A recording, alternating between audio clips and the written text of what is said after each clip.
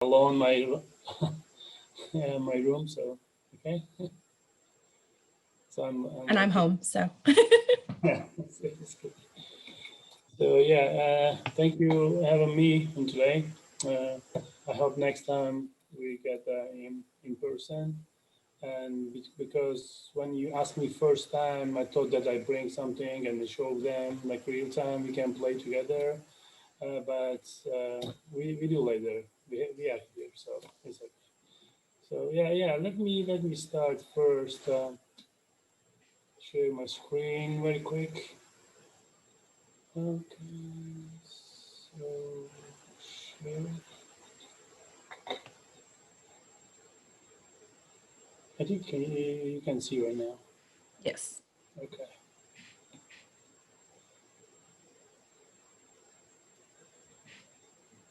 Okay. Now we are talking about biomechatronics, which is interdisciplinary education for engineering and medicine. So before starting, just let me introduce myself a little bit. So I'm associate professor in mechatronics, bachelor's applied science program, Department of Engineering and Technology Management here at UTC.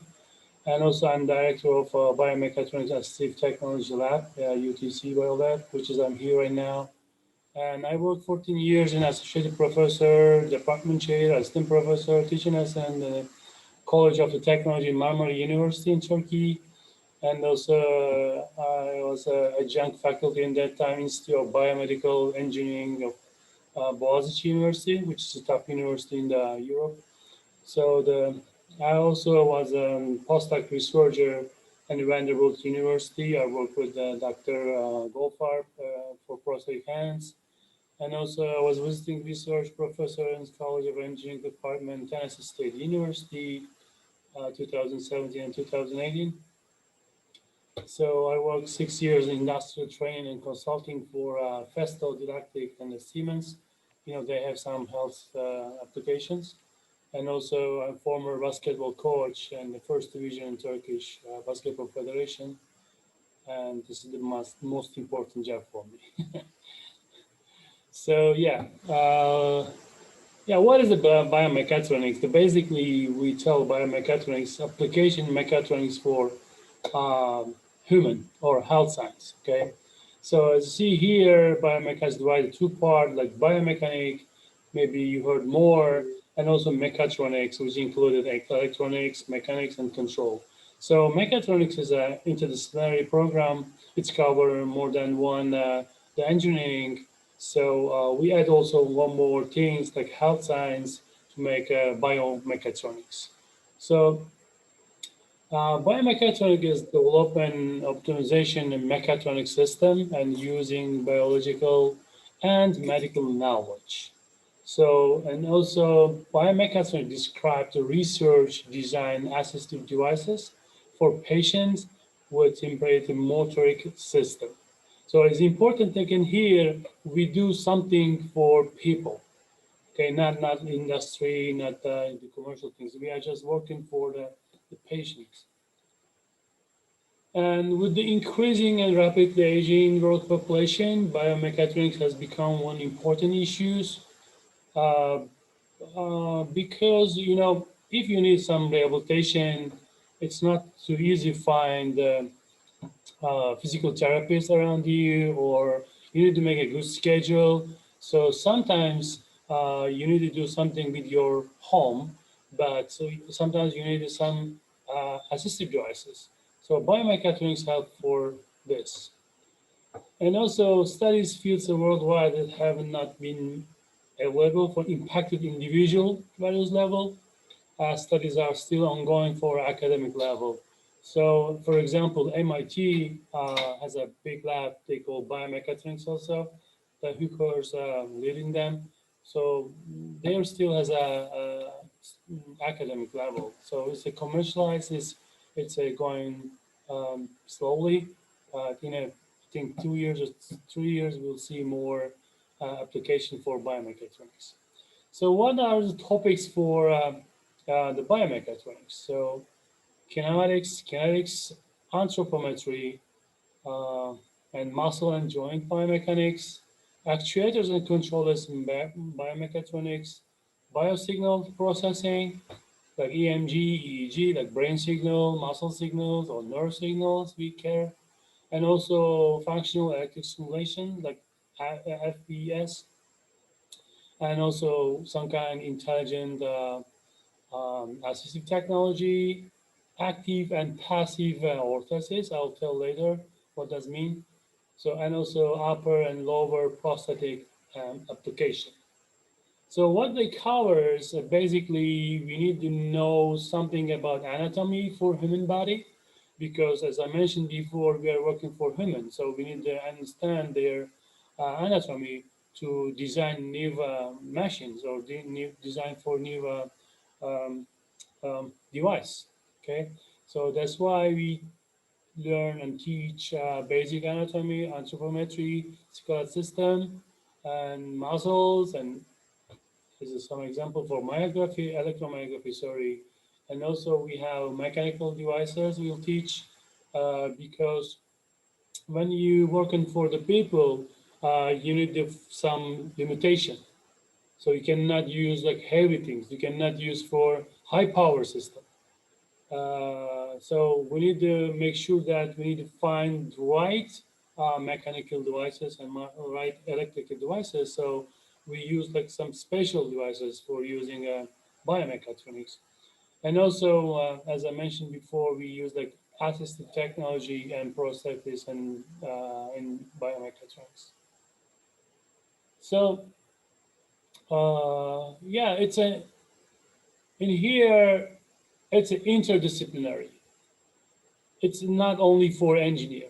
We have, sorry, we need to physician, we need to medicine, we need to biology, gerontology. So that's why we call interdisciplinary. In my team, we have four professor, which different departments.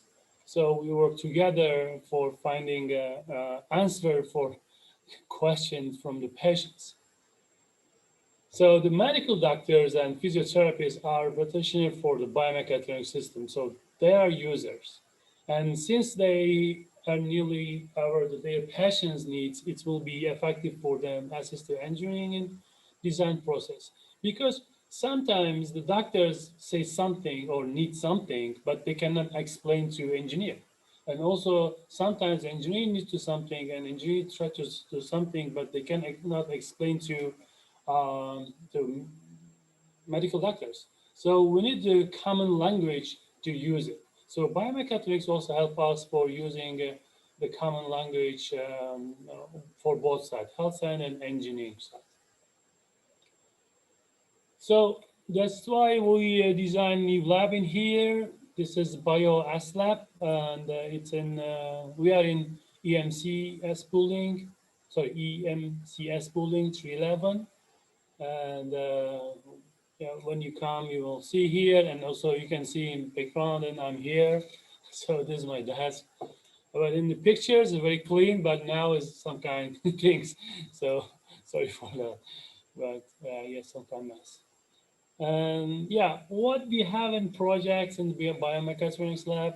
So we developed a simulated hypotherapy. I'm going to explain more, and exoskeleton for rehabilitation, and active ankle for orthosis, and also active hip and knee ankle orthosis, and EMG control balance board, design shape memory, actuated hands, which is we had patent for this, and also 21 degree of freedom, which is like for famous things in here, hybrid actuated prosthetic hands, and yeah. So let me show you one of them. It's not here yet because I started this project when I was in Italy. So and bring to here, but it's not full systems in here. We develop a simulator of hypotherapy. Maybe some of you heard before or not, but hypotherapy it's a good therapy for the CP, cerebral palsy kids. They really riding horse, and during riding horse they get a therapy. So this is like some kind of simulation it is because it's hard to find a horse for doing this and it's also expensive. So we designed for the system for the rehabilitation center. They can use as a like simulated horse. So we have EMG system, this is a mobile system. While they're making their treatment, we can collect the data. And also we have virtual game, they're kids, so they need to get fun. So we put some the video game while they're doing this, so they're playing with the game. Even they're in the therapy. Okay. Uh, we published some paper, we published some journal, and we going to commercial this device in soon. I think in a 3 or 4 months, and you will see in the market for this application. So this system actuated by artificial pneumatic muscles, like pneumatic muscles, as you see here in the under, they're like black muscles. It's acting like a real human muscle. So we send like some air to muscles and contracted muscles and moving very softly. So it's very easy to copy the horse movement using this system. Another application is EMG controlled hand exoskeleton. This is prototype we will see here, and also we are going to commercialize to this one. I mean, we are going to real product. So we use for this hands for stroke people, especially because when stroke people going to the physiotherapy center, they need to some treatment, like 100 times flexion and extension their hands, or abduction, adduction. So some kind of movement their fingers to rehabilitate themselves. But it's hard to spend time in there. Instead of spending time in the physical therapist department or like centers, we just made this home rehabilitation robotic system. So the stroke people wear this one, and they make their receipt, like travel receipt, which is supported by for their physician. After they use this robotic system, all data is saved and sent to directly to email of physician. So physician can check they did or not, they finished all practice, or what they missed, or which finger is not strong, which finger is needs to more therapy, something. So it's just like some kind of smart system which we designed. Of course, it has some interface to see what they do, because visualization is good for the learning. So that's why we put also one software for their therapy. Then another one is AFO, we call active ankle foot orthosis.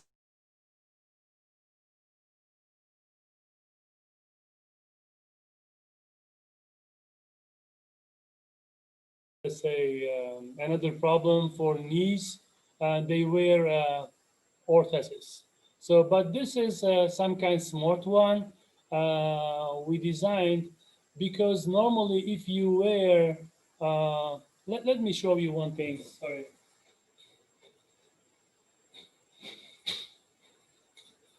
Yeah, can you see the camera? Okay, so this is like commercial one, orthosis, but this is like fixed one. So when you wear, even you're going to up the hill or down the hill or flat, it's acting like same actuation. But in here in our design, we have smart muscles and behind. So while you're walking uphill or you're going to downhill, it's detected by the sensors and it's changed your feet, okay, like your ankle. So that's why we call smart and assistive ankle. So here's the active FIPA ankle foot orthosis. It's also used by several pulse kids. You know, they cannot manage their body's muscles, so we help them for walk. This is not exoskeleton. You know, exoskeleton is a little bit different than this, because exoskeleton has their own motors. But in here, we only use one motors for actuation for their walk. So we are just only help them, not fully support to their walk. We just only helping using this device. So also we still continue work on it with the Erlinger Hospital and our neighbor here. So we have one BRIC program, we have NSF grant, we have also one Stanford University grant using this board. This board help for who has low back pain, like chronic low back pain. This is some kind treatment methods for their rehabilitation. So it's very effective way. This is not my words. This is for physician words. Okay, yes, they called me that this is very effective. So I don't know what they mean is effective, but this system is very effective.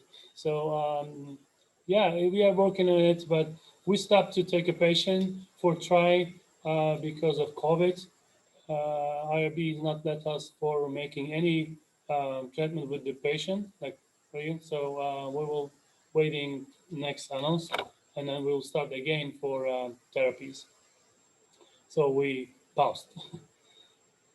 Yeah, and another one is a balance board for athletes.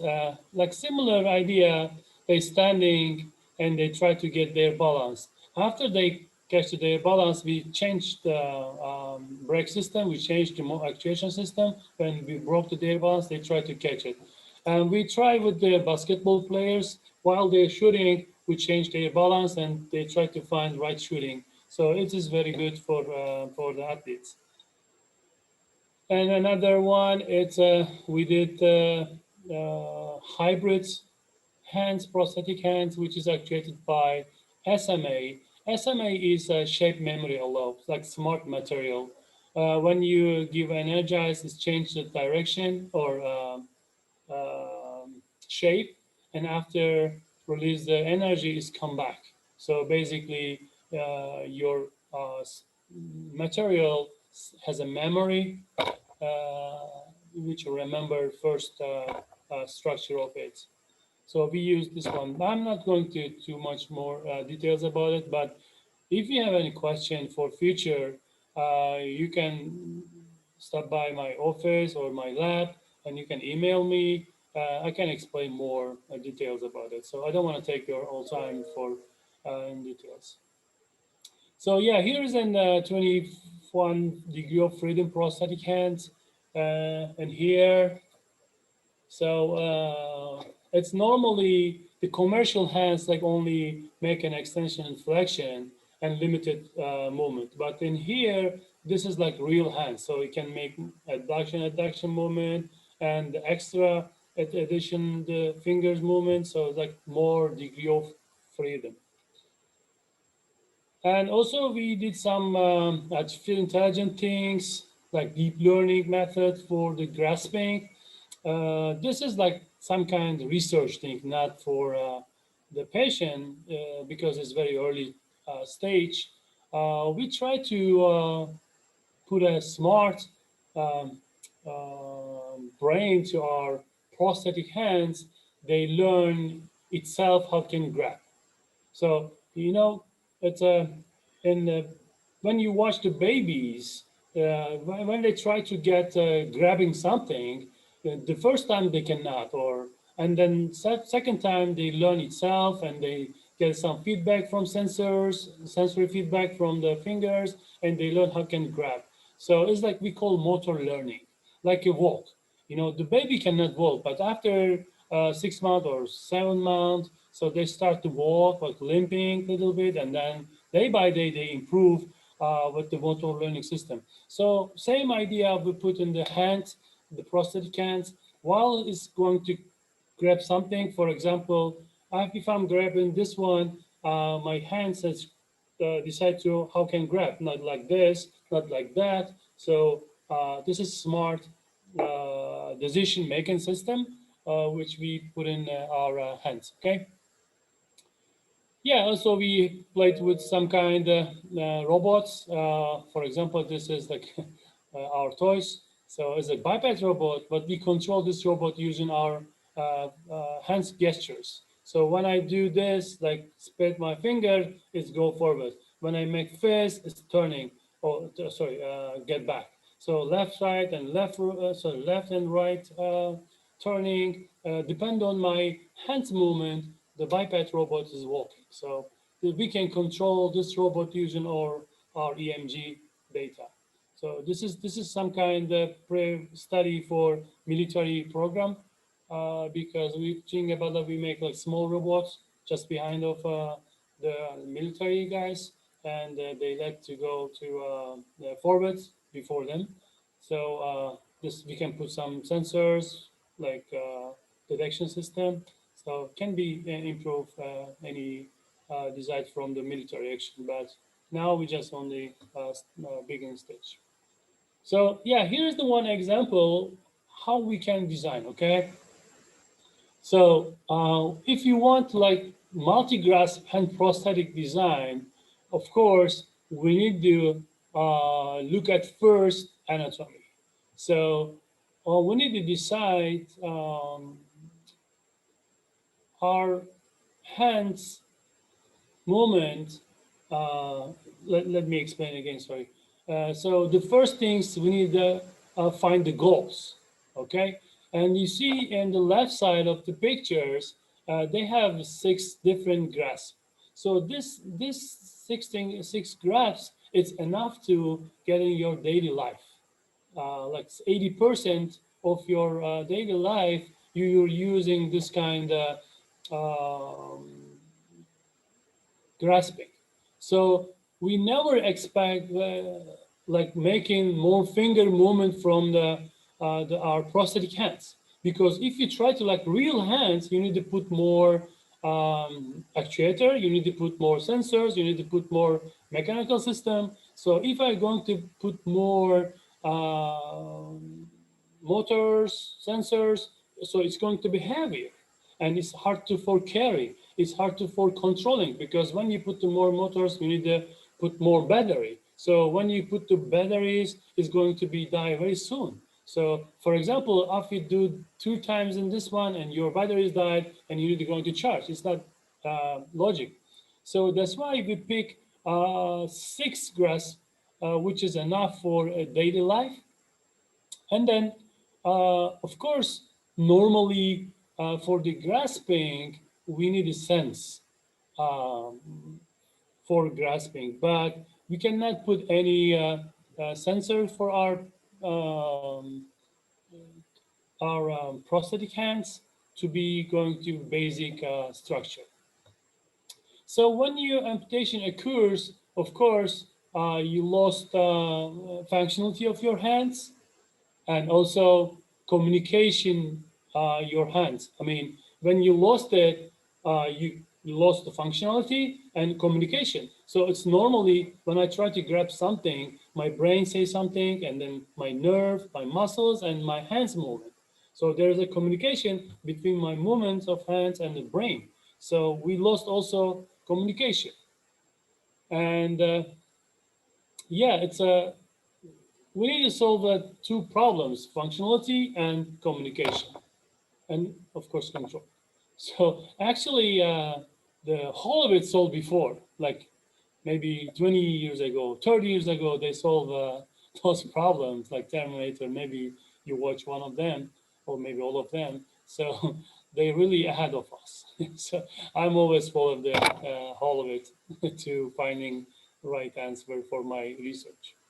So yeah, it's here is an commercial state of art and has prosthetic hands. Here is one example which is controlled by muscle construction. Maybe you can see in the, again, here's the one commercial hands, okay? So you can buy from the market.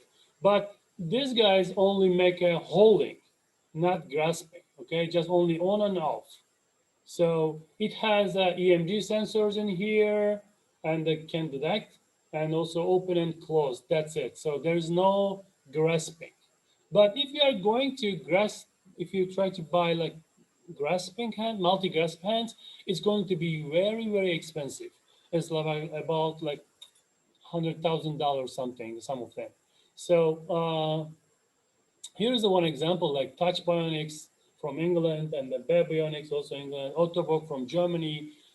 They have something, but they have, of course, some limitation. So When I was in Vanderbilt, we did Vanderbilt multi-gas hands process again. So we did only one pilot project, and after that, we still continue to going to market. But of course, when I back to UTC and my friends in Vanderbilt still work on it, so I'm stopped to work with them about this project. But the earliest times of this project, I was there, and then we designed hands, and we control hands very successful way. So in here we have four motors, and it's at 16 joints and 1 degree of freedom of each. So we have totally 16 degree of freedom. So, but we have only four actuators. So why we put only four actuators? Because of limitation of weight, limitation of control system. Uh, the many amputees don't want to hear some robotic sound while they're grabbing something, and also they don't like to heavy things. So that's why we try to use less number of actuation. In here, yeah, there's some details about the structures, but basically one motors help us for opposition and reposition for thumb. When you cannot make a opposition and reposition this movement, you cannot grab anything. So this is very important movement for grabbing, okay? So that's why we put one motors for this one. And another motors is index finger, which is really which is also important. So the one for opposition and reposition, one for flexion and extension, and one for index finger extension and sorry, flexion and extension, and also the other one, the fourth one is control three fingers same time. So basically we control 1, 2, 3, and 4. So we don't have any special motors for pinky finger, and ring finger. Yeah, so there's some mechanical design. So this is, and we have two different kind model. One is in string actuation. So if you lost from your wrist, we can apply the right one. If you lost from your elbow, we can apply the left one. So let me show you. I hope it's going to work. Yeah. Can you see the video? Okay, good.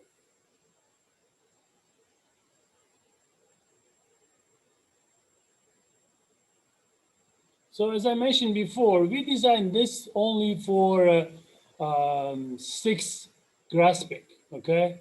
And that's why we use less motors.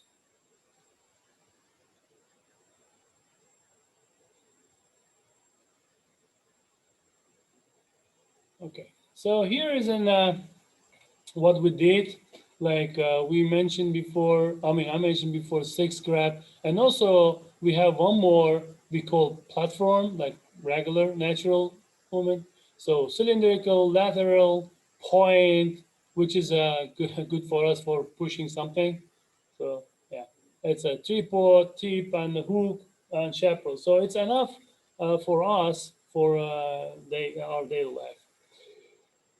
Yeah, it's of course the another topics for the force and the speeds. So we need a good we need to make a good mechanical system which is similar to our hands. Okay, strong enough and fast enough. So we did some test. Everything is going well. So it's normally the target was 25, which is normal hands, but we have 34 newtons for a thumb force. And also the time to close 280 millisecond, which is good. So very fast. So we did good things for matching desired real hands. Okay. And also the another things, the space and weight. Uh, yeah, it should be like same weight, which like close to men's. humans' hands. For example, my hands around 550 grams. So that's half kilograms. So I cannot make more than heavier than this because of not carrying stuff. So in here, we also add some cosmetics like soft tissues cover. This is like prototype, so that's why we only use the silicones.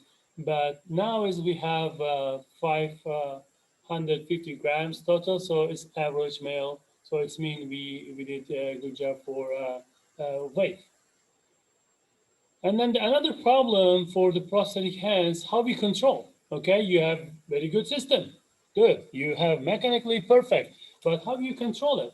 So that's another question solved by biomechatronics people. So there's some possibilities for interface and control. We call more invasive and less invasive. So more invasive is like putting something inside, okay? So of course, the best thing to control, take the brain signal, okay? If you have a good electron, put in your brain and you can take signal from there and you can control your hands. It's perfect way and it's the best way. But it's not logical right now because you don't think that you have some electrodes in your brain and like freaky. Of course, you can use for Halloween. It's okay for Halloween. So October is okay, but after October you cannot use. So yeah, that's why we need to find the easy way. So that's why we use like less invasive method, which is a surface EMG. Of course, when you are going to simplify your control system, you had a more problem, okay? And you need to make a good filter system. You need to clear to noises, and you need to make a good classification. So it's not easy things, but we need to also solve classification of our biosignals.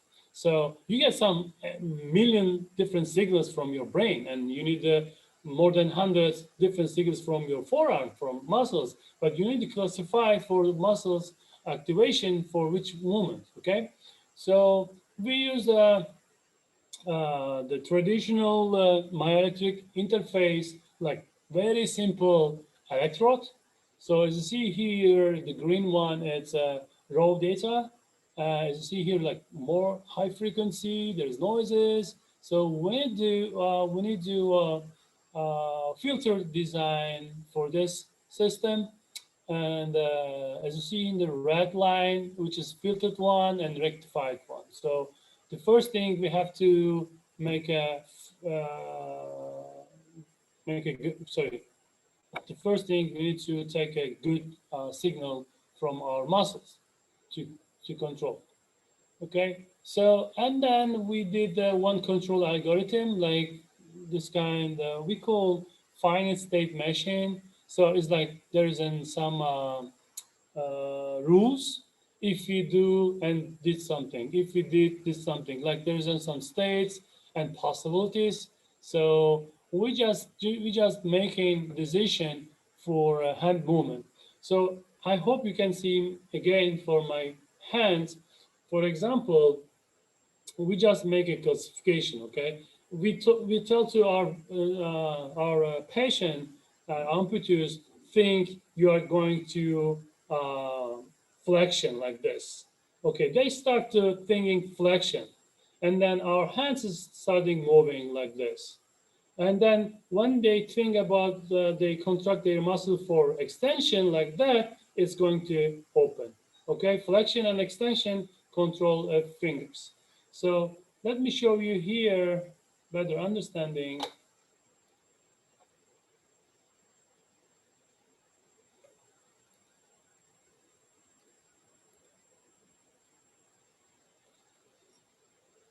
Can you see this? No, I think it's not. Okay, sorry. Maybe next slide is better.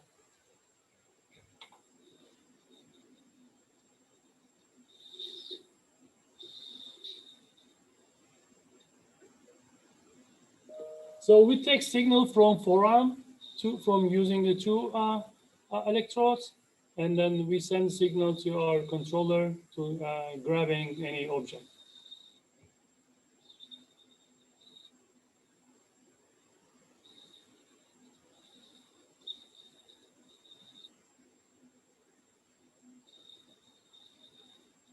if you notice that the guy who has an electrode, just he's moving his wrist like open and closed fist. So it's not like real movement. So it's not copy of hands, you know. So we just make another classification.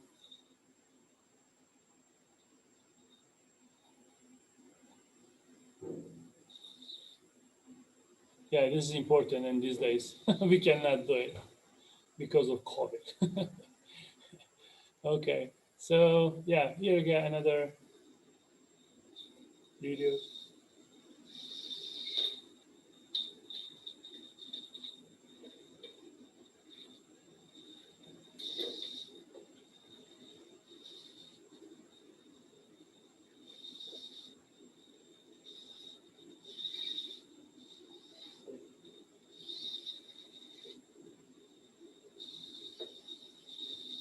Yeah, for example, we cannot succeed in here because slide.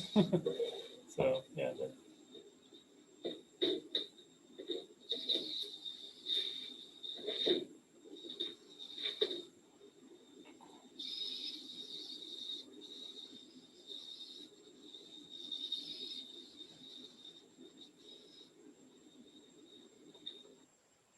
so yeah, as I mentioned before, we are not using regular muscle signals or the right muscle signals. We just take some signals and we make classified for each movement. Okay, so this is our novelty for this application. We did some papers about this.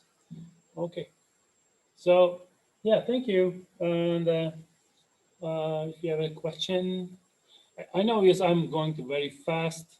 I'm not going to more details, but this is just only showing what we have. So put in your mind, and if you have another idea, you can knock my door and we can share, we can make new design. If you say, I don't like your design, I have another idea, let's do it together. I mean, I'm open every ideas, okay? So yeah, if you have any question, I'll be here. Josh, I think you put a question in the chat. It was a few slides back about sampling frequency. Yeah, when you're taking that data, that EMG data off the wrist, see that one. What are you sampling at? Say what? What's the sampling rate for the Oh, data acquisition? I think it's 200 kilohertz. 200 Something. kilohertz. Okay, yeah, that's good. And you're doing a low pass filter on that to smooth it out. Yeah, yeah. You Okay. know, we need to find the easy way and cheapest way. Yeah. That's why we are just only use a simple low pass filter. Right. You know, it's going to be commercial, so we're going to. Yeah, it has to be cheap. Yeah. Interesting. Yeah. So then, what type of are you doing a time-based feature extraction from that data? Yeah, we did both time based and frequency based. So Okay. this one is time based. Okay. Mm-hmm. Yeah, my stuff is doing frequency based, so it's interesting to see what other people are doing with it. Yeah, it's a frequency is based better, but it takes time for filtering. So Yeah, the pre-processing takes a lot of time. Yeah, amplitudes don't have a time for grabbing something. Mm-hmm. Yeah, they need Yeah, it quick. Yeah. yeah, I know for my last project, I sampled at 96 kilohertz. It took like 3 hours. No, it was like 6 hours worth of data. It took like a full day to pre-process it. Which, you know. So our brain is very fast. Trust. Yes. Yes. It's a very long time to try to grasp a can. Mm-hmm. Okay. Yeah. Oh, sorry. Another question?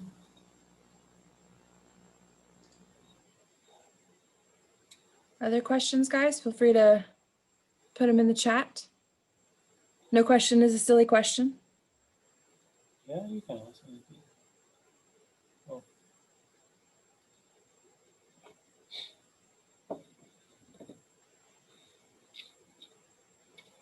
Okay. So I think we're done. All right. Well, short and sweet, Mhm. but a lot of really good information. Thank you so much. And I'll be sure to include contact information if you guys want to connect after, or if you don't feel comfortable answering your questions. And Kevin, yes, this video will be up on the Pre-Health YouTube channel, so you can revisit it and watch it again. But hopefully in spring, we will be able to be in the same room as more than like 2 humans. And we can have you back and you can actually bring stuff to show us. So that would be really exciting. Sure. All right.